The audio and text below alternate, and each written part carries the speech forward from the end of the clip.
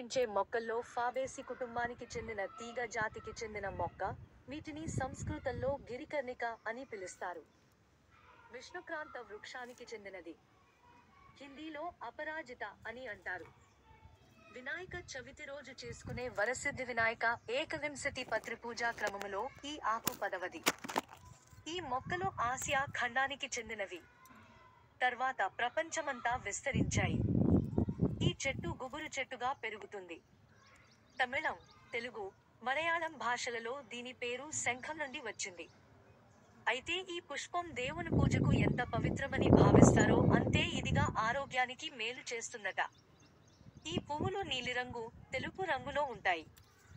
శంఖు పుష్పం మొక్కలను ఇంట్లో పెంచుకుంటే ఇంట్లో ఆర్థిక ఇబ్బందులన్నీ పోయి ఐశ్వర్యం కలుగుతుంది. శ్రీ మహావిష్ణువుకు, లక్ష్మీదేవికి, శనీశ్వరుడికి చాలా ఇష్టమైనటువంటి పూలు.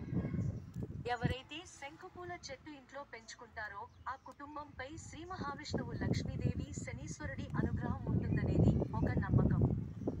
అలాగే శంఖుపూల చెట్టు శనీశ్వరుడితో ఉంటుందని చెబుతారు. కాబట్టి ఆ శనీశ్వరుడి అనుగ్రహం కూడా తప్పకుండా కలుగుతుంది. ఈ పువ్వు నీలం రంగులో ఉంటుంది. ఎవరి ఇంట్లో అయితే శంఖుపూల చెట్టు ఉంటుందో వారు డబ్బు బాగా సంపాదిస్తారు. ఆర్థిక ప్రవాహం అనేది వారి ఇంట్లో ఉంటుంది. సోమవారం రోజు 5 శంఖుపూలను తీసుకుని వాటిని నదిలో లేదా పారే నీటిలో కలిపితే ఆర్థిక ఇబ్బందులనేవి తీరుతాయని చెబుతారు.